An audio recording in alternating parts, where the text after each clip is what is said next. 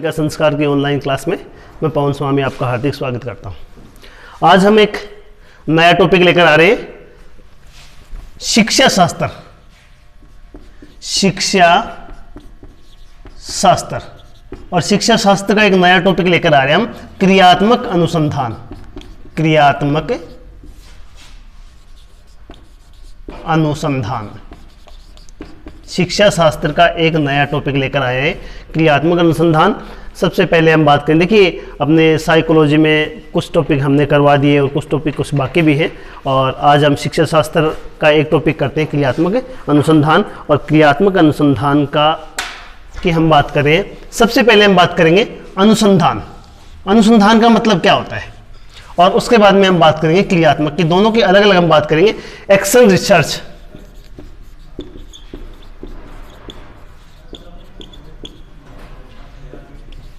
Action research, क्रियात्मक अनुसंधान। देखिए अनुसंधान जो है, अनुसंधान का मतलब होता है खोज करना।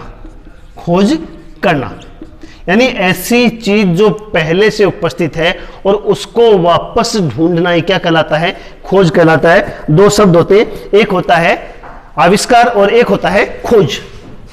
दो शब्द आते हैं, आविष्कार और एक शब्द आता है खोज। तो आविष्कार और खोज में क्या अंतर होता है? आविष्कार वो चीज है जिसका कोई अस्तित्व नहीं है और उसके बाद में उसका नव निर्माण किया जाता है, वो क्या कहलाता है, आविष्कार कहलाता है। लेकिन खोज का अर्थ होता है कि वो वस्तु या वो चीज जो पहले से उपस्थित है और उसको ढूंढ कर निकालना क्या कहलाता है, खोज कहलाता है। तो हम बात कर रहे हैं क्रियात्मक अनुसंधान, और अनुसंधान का मतलब होता है खोज करना। अनुसंधान का मतलब क्या होता है, खोज करना। अब यहाँ पे हम बात कर रहे हैं क्रियात्मक अनुसंधान। क्रियात्मक अनुसंधान का मतलब क्या होता है, इसका एक शाब्दिक क्रियात्मक का यहां पर हम बात करते हैं, क्रिया अथवा कार्य। कार्य करने के लिए क्या किया जाएगा, अनुसंधान किया जाएगा। कार्य करने के लिए क्या किया जाए, अनुसंधान किया जाए। वो क्या कहलाता है, क्रियात्मक अनुसंधान। क्रियात्मक अनुसंधान। जब व्यक्ति द्वारा या शोधकर्ता द्वारा कार्य करने के लिए जब कोई अनुसंधान किया जाता है, कोई खोज की जाती है, तो वो क्या कहलाएगा, क्रियात्मक अनुसंधान कहलाएगा। ठीक है ना। अब देखिए हम सबसे पहले हम बात करते हैं कि क्रियात्मक अनुसंधान जो है, यहां पे तीन मुख्य मनोवैज्ञानिक आते हैं क्रियात्मक अनुसंधान में। सबसे पहले आते हैं कोलियर। कोलियर, ठीक है ना, पहले। उसके बाद में दूसरे मनोवैज्ञानिक आते हैं स्टीफन एम कोरे। स्टीफन एम कोरे। और तीसरे आते हैं बंकिंघम। बंकिंघम। तीन क्रियात्मक अनुसंधान में तीन मुख्य मनोवैज्ञानिक हैं। एक आता है कोलियर, दूसरा आता है स्टीफन एम कोरे या एस एम कोरे, और तीसरा आता है बंकिंघम। अब देखिए एक प्रश्न तो यह बनता है कि सबसे पहले क्रियात्मक अनुसंधान शब्द का प्रयोग किसके द्वारा किया गया? सबसे पहले क्रियात्मक अनुसंधान शब्द का प्रयोग किसके द्वारा किया गया? तो सर्वप्रथम क्रियात्मक अनुसंधान शब्द का प्रयोग कोलियर द्वारा सबसे प्रथम क्रियात्मक अनुसंधान शब्द का प्रयोग किसके द्वारा? कोलियर के द्वारा। द्वितीय विश्व युद्ध के दौरान, द्वितीय विश्व युद्ध के दौरान अमेरिका में किया गया। अमेरिका में किया गया। पहला प्रश्न क्रियात्मक अनुसंधान में सबसे पहला प्रश्न ये बनता है, देखिए क्रियात्मक अनुसंधान का शाब्दिक अर्थ हमने देखा। क्रियात्मक अनुसंधान का शाब्दिक अर्थ क्या होता है, क्रिया करने के लिए अनुसंधान करना क्या कहलाता है, क्रियात्मक अनुसंधान कहलाता है। समझ में आ गया? क्रिया करने के लिए जब कोई अनुसंधान किया जाता है, कोई खोज की जाती है, वो क्या कहलाएगा, क्रियात्मक अनुसंधान कहलाएगा। दूसरा प्रश्न सबसे पहले बनता है कि क्रियात्मक अनुसंधान शब्द का सर्वप्रथम सर्वप्रथम प्रयोग किसके द्वारा किया गया, कोलियर द्वारा किया गया। कब किया गया, द्वितीय विश्व युद्ध के दौरान किया गया। कहां किया गया, अमेरिका में किया गया। पहला प्रश्न सबसे पहले शब्द का प्रयोग किसके द्वारा? कोलियर द्वारा। कहां? अमेरिका में। कब? द्वितीय विश्व युद्ध के दौरान। इसके बाद में दूसरा प्रश्न जो बनता है उसकी हम बात करते हैं कि क्रियात्मक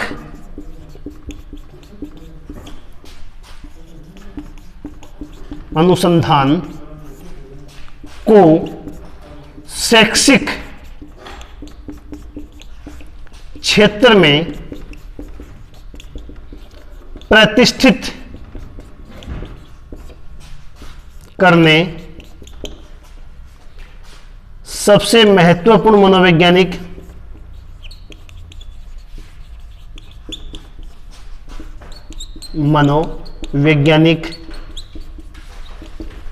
सर्वाधिक कार्य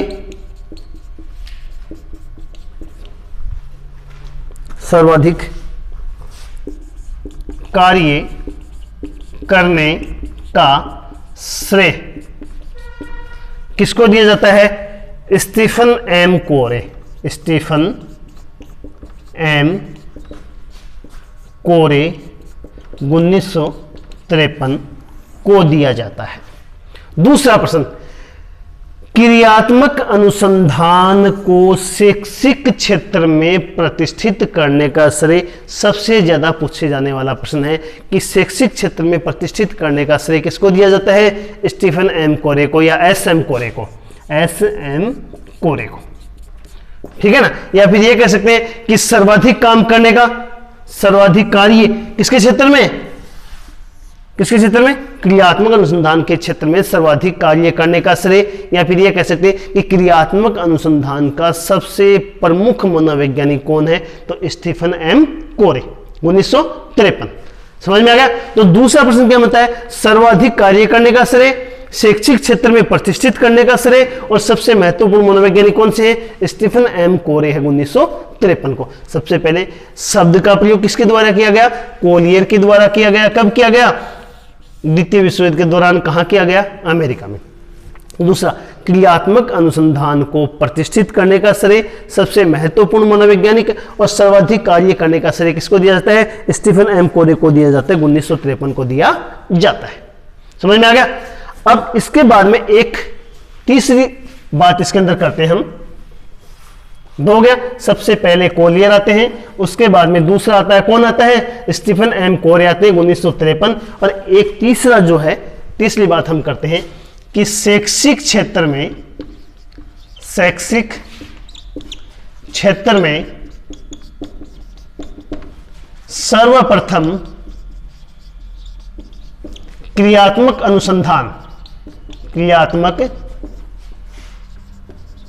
अनुसंधान की बात करने वाले मनोवैज्ञानिक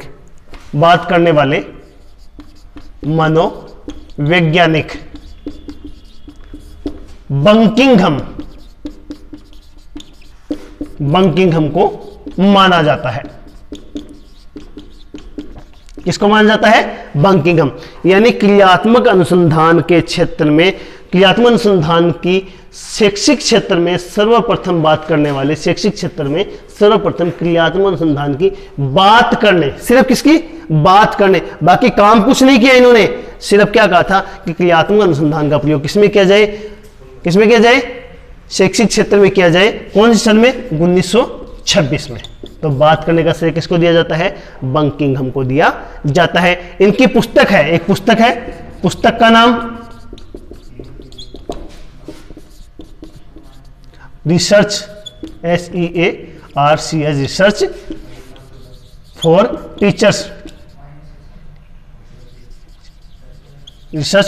टीचर्स। इनकी पुस्तक का नाम है रिसर्च फॉर टीचर्स। तो यहां पर हमने तीन प्रमुख मनोवैज्ञानिकों की बात की। क्रियात्मक अनुसंधान में केवल और केवल तीन मनोवैज्ञानिक आते हैं। सबसे पहले कोलियर आते हैं, दूसरे स्टीफन एम कोरे आते हैं, और तीसरे आते हैं बंकिंघम। कोलियर ने क्या किया था? सबसे पहले क्रियात्मक अनुसंधान शब्द का प्रयोग किया था। दूसरा, क्रियात्मक अनुसंधान का शैक्षिक क्षेत्र में प्रतिष्ठित करने का श्रेय, पहली बात शैक्षिक क्षेत्र में प्रतिष्ठित, देखिए बात जो की थी वो किसने की थी? बंकिंघम ने की थी। और प्रतिष्ठित किसने किया था? क्रियात्मक अनुसंधान को स्टीफन एम कोरे तो शैक्षिक क्षेत्र में प्रतिष्ठित करने का श्रेय, सबसे महत्वपूर्ण मनोवैज्ञानिक और सर्वाधिक कार्य करने का श्रेय किसको दिया जाता है? स्टीफन एम कोरे को दिया जाता है। तीसरा, यहाँ पर तीसरी जो बात है कि बंकिंघम ने 1926 में कहा था कि क्रियात्मक अनुसंधान शब्द का प्रयोग क्रियात्मक अनुसंधान किया जाए, कौन सन में कहा था? 1926 में कहा था। तो तीनों मनोवैज्ञानिक आपके समझ में आगे होंगे। यहाँ पर जो है क्रियात्मक अनुसंधान में 3 मनोवैज्ञानिक आते हैं, इसके अलावा कोई अन्य मनोवैज्ञानिक क्रियात्मक अनुसंधान में नहीं आता है।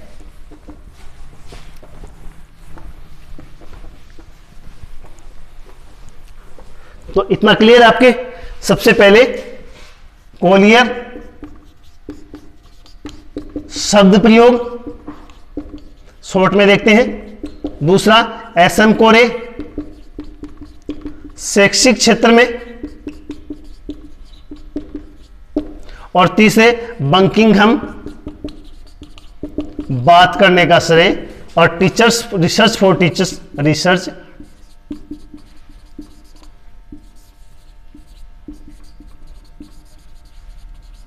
ये 3 मनोवैज्ञानिक, ठीक है ना। अब हम बात करते हैं क्रियात्मक अनुसंधान होता क्या है। सबसे पहले हम बात करते हैं अनुसंधान जो होता है, एक सबसे पहले बात करते हैं अनुसंधान जो है वो 2 प्रकार का है। अनुसंधान जो है वो कितने प्रकार का है? 2 प्रकार का। कितने प्रकार का है? 2 प्रकार का। एक है मौलिक अनुसंधान, मौलिक अनुसंधान, और दूसरा क्या है? क्रियात्मक अनुसंधान। अनुसंधान कितने प्रकार का है? 2 प्रकार का। एक तो मौलिक अनुसंधान है और दूसरा क्या है? क्रियात्मक अनुसंधान। तो क्रियात्मक अनुसंधान की हम बात करें, एक बार थोड़ा सा मौलिक अनुसंधान की बात कर लेते हैं। मौलिक अनुसंधान क्या होता है कि मौलिक अनुसंधान ये होता है कि किसी भी क्षेत्र विशेष में, मौलिक अनुसंधान का मतलब क्या होता है? किसी भी मौलिक अनुसंधान किसी भी क्षेत्र विशेष में शोधकर्ता द्वारा किसी भी क्षेत्र विशेष में शोधकर्ता द्वारा प्रमाणीकृत उपकरणों द्वारा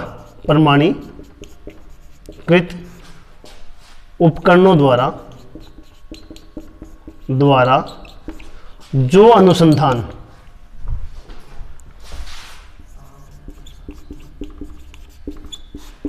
किया जाता है, जो अनुसंधान किया जाता है वह है मौलिक अनुसंधान कहलाता है।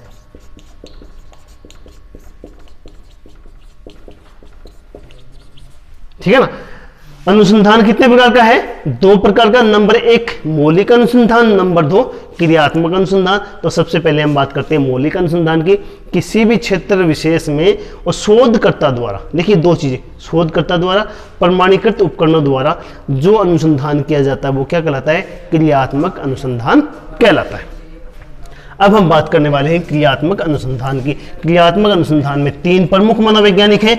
याद रखने की बात है, 3 मनोवैज्ञानिकों के नाम पूछे जाते हैं। पहला आता है कोलियर, जिन्होंने क्रियात्मक अनुसंधान शब्द का प्रयोग किया था द्वितीय विश्व युद्ध के दौरान अमेरिका में। दूसरा आता है स्टीफन एम कोरे, शैक्षिक क्षेत्र में प्रतिष्ठित करने का श्रेय दिया जाता है, सर्वाधिक कार्य करने का श्रेय दिया जाता है और सबसे महत्वपूर्ण मनोवैज्ञानिक माने जाते हैं। अब हम बात करते हैं क्रियात्मक अनुसंधान की। ठीक है ना। और वो भी किसमें करेंगे?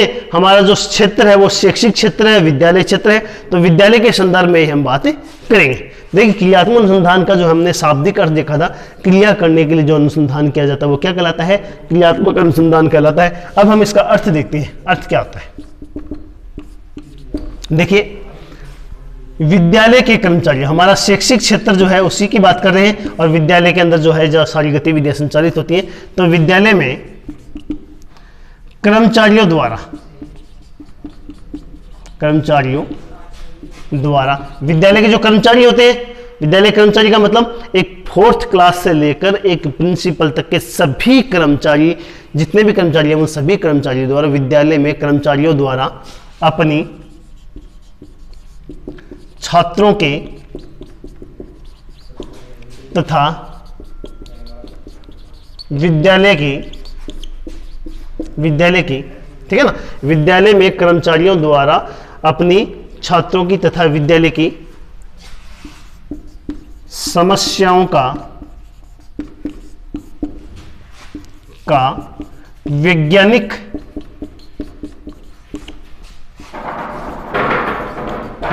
अध्ययन करना तथा यथासंभव हल निकालना क्रियात्मक